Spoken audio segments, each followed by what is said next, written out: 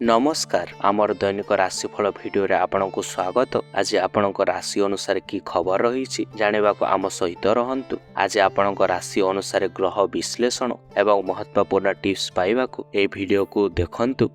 आज 21 फेब्रुआरी 2026 शनिवार। नक्षत्र होउछन्ते मृगशिरा, तिथि शुक्ल पक्ष चतुर्दशी।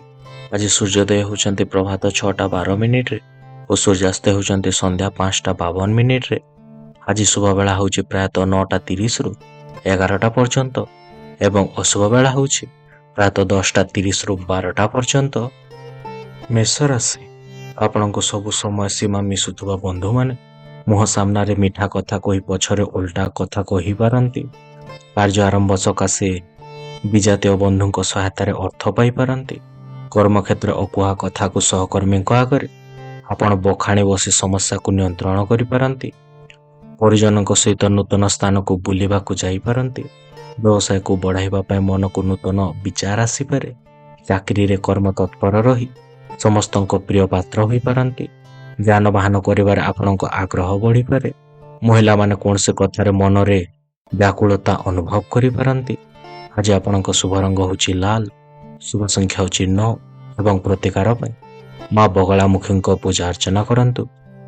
वृष राशि नूतन कार्य आरंभ परिप्रेक्षी बंधु एवं पड़ोशी सहयोग विशेष खुशी हो पारंती।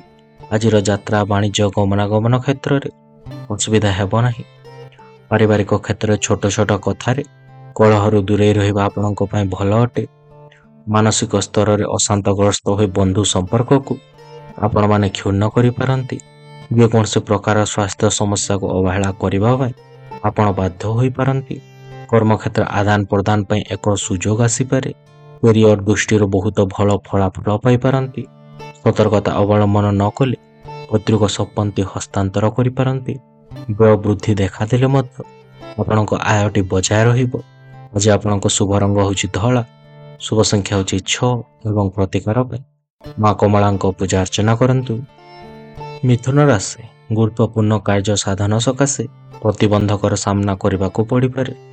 कर्म क्षेत्र विफलता खोजा जाई अन्य मानकु संदेह चक्षुरे आपण माने देखि पारंती। धातु अलंकार औषध पत्र व शौखीन द्रव्य सकाशे आपण क्रय सकाशे मन बलाई पारंती। दूर संपर्क साहाय्य जमी जमा जानवाहन लेखापढ़ा क्षेत्र आपण माने उपकृत हेबे। परिवार रे आनंद उल्लासर परिवेश रहिबो। सभा समिति रे काम गुड़िक सुरखुर रे संपन्न होई पारे। आवश्यक जिनिस पे अत्यधिक व्यय करि पारंती। शत्रु माने पराजित हेबे। सरकारी सहायता आपण माने पाई पारंती। आज आपनको शुभ रंग होची सबुज, शुभ संख्या होची 5 एवं प्रतिकार पय दत्तात्रेयको आपण माने मंत्र पाठ करिबा आरंभ करंतु। कर्कट राशि कर्म क्षेत्र प्रतीक्षित खबर पाई आपण माने भाव विभल होई पारंती। बंधुको प्रशंसा सहित अर्थ सम्मान कार्य सिद्धि मनोबल को द्विगुणित करिवो। आजिर वाणिज्य बंधु संपर्क स्थापन सहित साहित्य संस्कृति कारीगिरी काम आपण माने उत्साहित हेबे। जानवाहन किंबा कौनसी यांत्रिक जिनिस क्रय करने को आपण मन बलाई पारंती। शारीरिक क्लेश दूर करने सहित पुरातन रोगर उपशम पाई पारंती। व्यवसाय आशा करथवा फल न पाई आपण मानकु किछि निराशार सम्मुखीन हेबाकु परि पारे। आध्यात्मिक दिग प्रति अनुप्राणित होई पारंती। आपण विदेशी जोगाजोगरु मध्य आपण लाभ पाई परिबे एवं कौनसी व्यवसाय वृद्धि हेबार आपनको संभावना रहुछि। आज आपनको शुभ रंग होछि धला, शुभ संख्या होछि 2 एवं प्रतिकार पय मां भुवनेश्वरीको यांत्रिका महाकवचटी आपण माने धारण करि पारंती। सिंह राशि परिवार सहमति अभाव टणा उटरा भितर प्रत्येक काम संपन्न करिवे। कर्म क्षेत्र कौनसी असुविधा न हेले मध्य संतोषजनक स्थिति आसीब नहीं।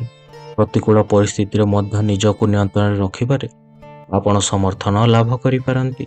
भल संपर्क रहितबा प्रिय बंधुको स्वास्थ्य समस्या जोगुं व्यतग्रस्त आपण माने टिके रहि पारिबे। व्यवसाय माने भागीदारी व्यवसाय करि पारंती। छात्री मानकु कोनसी अभिज्ञ व्यक्ति ठारू भल परामर्श मिलिबो। आपण अभिज्ञता अर्जन करि पारिबे जहा फलप्रद एवं मूल्यवान प्रमाणित हेबो। प्रत्येक बाधा विघ्न को दूर करिबारे आपण माने सक्षम लाभ करि पारंती। आज आपनको शुभ रंग होची नारंगी, शुभ संख्या होची 1 एवं प्रतिकार पय श्री मातंगी यांत्रिका महाकवचटी आपण माने धारण करंतु। କନ୍ୟା ରାଶି ଉପରିସ୍ଥଙ୍କ ବ୍ୟକ୍ତିଗତ ଆକ୍ରୋଶ କାରଣରୁ ଆପଣଙ୍କ ସପକ୍ଷରେ ଯାଉଥିବା ନିଷ୍ପତ୍ତି ବଦଳି ଯାଇପାରେ।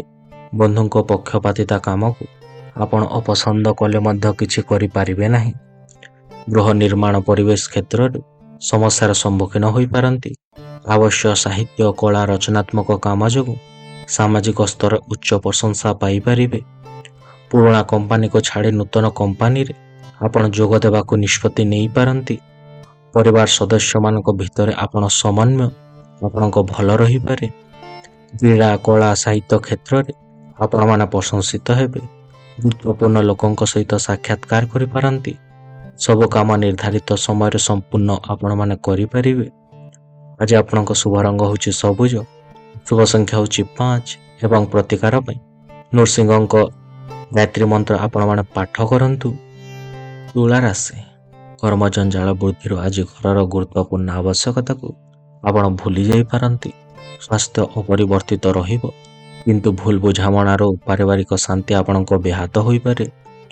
ଅନ୍ୟମାନେ ଖାଳରେ ପକାଇବାକୁ ଚେଷ୍ଟା କଲେ ମଧ୍ୟ ସଫଳ ହୋଇପାରିବେ ନାହିଁ। ସନ୍ତାନ ହେତୁକ କେତେକ ସମସ୍ୟା ଆପଣଙ୍କ ମନକୁ ବିବ୍ରତ କରିବାର ସୂଚନା ରହୁଛି। ପରିବାରରେ ଆପଣଙ୍କ ଚିନ୍ତା ବଢ଼ିଯାଇପାରେ। ଚାକିରି କ୍ଷେତ୍ରରେ ପ୍ରାଧାନ୍ୟ ଆପଣମାନେ ହ୍ରାସ କରିପାରନ୍ତି। ମୋହରେ ପଡ଼ି ଅପଦସ୍ଥ ହେବେ। କର୍ମକ୍ଷେତ୍ର ଉଚ୍ଚ ଅଧିକାରୀଙ୍କ ସହଯୋଗରେ ଆପଣମାନେ ସଫଳତା ପାଇପାରିବେ। ଛାତ୍ରଛାତ୍ରୀମାନେ ପ୍ରତିଯୋଗିତା ସଫଳତା ଆପଣମାନେ ଲାଭ କରିପାରନ୍ତି। ଆଜି ଆପଣଙ୍କ ଶୁଭ ରଙ୍ଗ ହେଉଛି ଧଳା, ଶୁଭ ସଂଖ୍ୟା ହେଉଛି 6 ଏବଂ ପ୍ରତିକାର ପାଇଁ ମହାଲକ୍ଷ୍ମୀଙ୍କ ଯାନ୍ତ୍ରିକ ମହାକବଚ ଆପଣମାନେ ଧାରଣ କରନ୍ତୁ। ବିଛା ରାଶି ସବୁକିଛି ଭଲ ନଥିଲେ ମଧ୍ୟ ପଡ଼ୋଶୀଙ୍କ ଶତ୍ରୁତା ଏବଂ କ୍ଲିନିକ ରୋଗ ପୀଡ଼ାଜନିତ ବ୍ୟବସ୍ଥା ଆପଣମାନେ ଅନୁଭବ କରିବେ। ଯେତେ ଚେଷ୍ଟା କଲେ ମଧ୍ୟ ନିର୍ଦ୍ଦିଷ୍ଟ ସମୟରେ ଅଭିଳାଷ ପୂରଣ ନ ହେବାରୁ ଆପଣମାନେ ଅସନ୍ତୋଷ ରହିପାରନ୍ତି। ଅସାବଧାନତାରୁ ଧନହାନି ଆପଣଙ୍କ ଘଟିପାରେ। ଅନୁରାଧା ନକ୍ଷତ୍ର ସାହିତ୍ୟ ଏବଂ ସଙ୍ଗୀତ ଏବଂ ବକ୍ତୃତା କ୍ଷେତ୍ରରେ ଆପଣମାନେ ସୁନାମ ଅର୍ଜନ କରିବେ। ବିବାହ ଜୀବନରେ ପ୍ରେମ ଆପଣଙ୍କ ବଢ଼ିପାରେ। ଶିକ୍ଷାର୍ଥୀମାନେ ବିଦ୍ୟାରେ ସଫଳତା ହାସଲ କରିବେ। ରାଜନୀତି କ୍ଷେତ୍ରରେ କିଛି ପଦପଦବୀ ଆପଣମାନେ ପ୍ରାପ୍ତ କରିପାରନ୍ତି। ଦିନଟି ଆପଣଙ୍କ ଉଦାର ଲାଗି ଆପଣଙ୍କ ପ୍ରସନ୍ନତା ନେଇ ଆସିଛି। ସମ୍ପତ୍ତି ମାମଲା ଆପଣଙ୍କ ମଧ୍ୟସ୍ଥତା ଦ୍ୱାରା ଦୂର ହୋଇପାରେ। ଆଜି ଆପଣଙ୍କ ଶୁଭ ରଙ୍ଗ ହେଉଛି ଲାଲ, ଶୁଭ ସଂଖ୍ୟା ହେଉଛି 9 ଏବଂ ପ୍ରତିକାର ପାଇଁ ମା ମଙ୍ଗଳାଙ୍କ ଗାୟତ୍ରୀ ମନ୍ତ୍ର ଆପଣମାନେ ପାଠ କରନ୍ତୁ। ଧନୁରାଶି ପାରିବାରିକ ପ୍ରତିରୋଧ କାମକୁ ବିଶୃଙ୍ଖଳିତ କରିବାର ଆଶଙ୍କା ପୂର୍ଣ୍ଣ ମାତ୍ରାରେ ରହିଛି। ବ୍ୟବସାୟ ଏବଂ ପରିବହନ କ୍ଷେତ୍ରରେ ସମସ୍ୟା ସମାଧାନ କରି ଆପଣମାନେ ଆଶ୍ୱସ୍ତି ଲାଭ କରିବେ। ଆନୁଷ୍ଠାନିକ କାମରେ ଗଠନମୂଳକ ପ୍ରସ୍ତାବ ଦେଇ କର୍ମକ୍ଷେତ୍ର ପ୍ରଶଂସିତ ହେବେ। ଅସମୟରେ ଖାଦ୍ୟପେୟର ଅନିୟମିତତା ସ୍ୱାସ୍ଥ୍ୟହାନିର ଆପଣଙ୍କ କାରଣ ହୋଇପାରେ। କୌଣସି କାର୍ଯ୍ୟରେ ସଫଳତା ଆପଣମାନେ ହାସଲ କରିପାରନ୍ତି। ମୂଲ୍ୟବାନ ଦ୍ରବ୍ୟ ଆପଣମାନେ କ୍ରୟ କରିପାରନ୍ତି। ବନ୍ଧୁ ମେଳରେ ଆନନ୍ଦ ଅନୁଭବ କରିବେ। ଆପଣଙ୍କ କ୍ରୀଡ଼ା କାର୍ଯ୍ୟକଳାପକୁ ପୁନଃ ଆରମ୍ଭ କରିବା ପାଇଁ ଆପଣମାନେ ଚେଷ୍ଟା କରିପାରନ୍ତି। ଆପଣ ବାଧାବିଘ୍ନର ସମ୍ମୁଖୀନ ହୋଇପାରନ୍ତି। ଆଜି ଆପଣଙ୍କ ଶୁଭ ରଙ୍ଗ ହେଉଛି ହଳଦିଆ, ଶୁଭ ସଂଖ୍ୟା ହେଉଛି 3 ଏବଂ ପ୍ରତିକାର ପାଇଁ ତାରାଙ୍କ ଯାନ୍ତ୍ରିକା ମହାକବଚଟି ଆପଣମାନେ ଧାରଣ କରନ୍ତୁ। ମକର ରାଶି ଭୁଲ ବୁଝାମଣାର ପାରିବାରିକ କ୍ଷେତ୍ରରେ ବ୍ୟତିକ୍ରମ ଦେଖାଦେଇପାରେ। ଅନ୍ୟମାନଙ୍କ ସହଯୋଗ ଅଭାବରୁ ଚେଷ୍ଟା କରୁଥିବା କାମଟି ଆପଣଙ୍କ ଅଟକି ରହିପାରେ। ପରିବହନ ନିର୍ମାଣ ପ୍ରକାଶନ ପ୍ରଶାସନିକ କ୍ଷେତ୍ରରେ ଶିକ୍ଷାରେ ସଫଳତା ଲାଭ କରିପାରନ୍ତି। ଅତୀତ ଘଟଣା ମନକୁ ବାରମ୍ବାର ଆଲୋଡ଼ିତ କରି ମାନସିକ ଅସ୍ଥିରତା ସୃଷ୍ଟି କରିପାରେ। ବିବାହିତଙ୍କ ପାଇଁ ଦିନଟି ବହୁତ ଶୁଭ ରହୁଛି।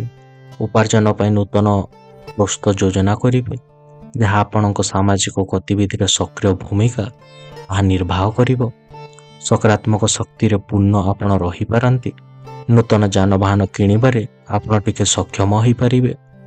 ଅଧ୍ୟୟନ ପ୍ରତି ଆପଣଙ୍କ ଉତ୍ସର୍ଗୀକୃତ ହୋଇପାରନ୍ତି। ଆପଣଙ୍କ ଏକାଗ୍ରତା ସହିତ ସବୁକିଛି ଆପଣମାନେ ଆଜି କରିପାରନ୍ତି। ଆଜି ଆପଣଙ୍କ ଶୁଭ ରଙ୍ଗ ହେଉଛି ନୀଳ, ଶୁଭ ସଂଖ୍ୟା ହେଉଛି 8 ଏବଂ ପ୍ରତିକାର ପାଇଁ ସୂର୍ଯ୍ୟ ଦେବତାଙ୍କ ଗାୟତ୍ରୀ ମନ୍ତ୍ର ଆପଣମାନେ ପାଠ କରନ୍ତୁ। କୁମ୍ଭ ରାଶି ଆଜି ପୁରାତନ ରୋଗର ପ୍ରାଦୁର୍ଭାବ କାର୍ଯ୍ୟ ହାସଲ ପାଇଁ ଆପଣମାନେ ପ୍ରତିବନ୍ଧକ ସାଜିପାରନ୍ତି। ବନ୍ଧୁଙ୍କ ଆଚରଣ ସନ୍ଦେହ ସୃଷ୍ଟି କଲେ ମଧ୍ୟ ଆପଣ ନୀରବ ରହିବାକୁ ବାଧ୍ୟ ହୋଇପାରନ୍ତି। ଗୃହ ନିର୍ମାଣ ଯାନ୍ତ୍ରିକ ଜିନିଷ କ୍ରୟ କିମ୍ବା ଜମିଜମା କ୍ରୟ ବିକ୍ରୟକୁ ନେଇ ଆପଣମାନେ ଆଲୋଚନା କରିପାରନ୍ତି।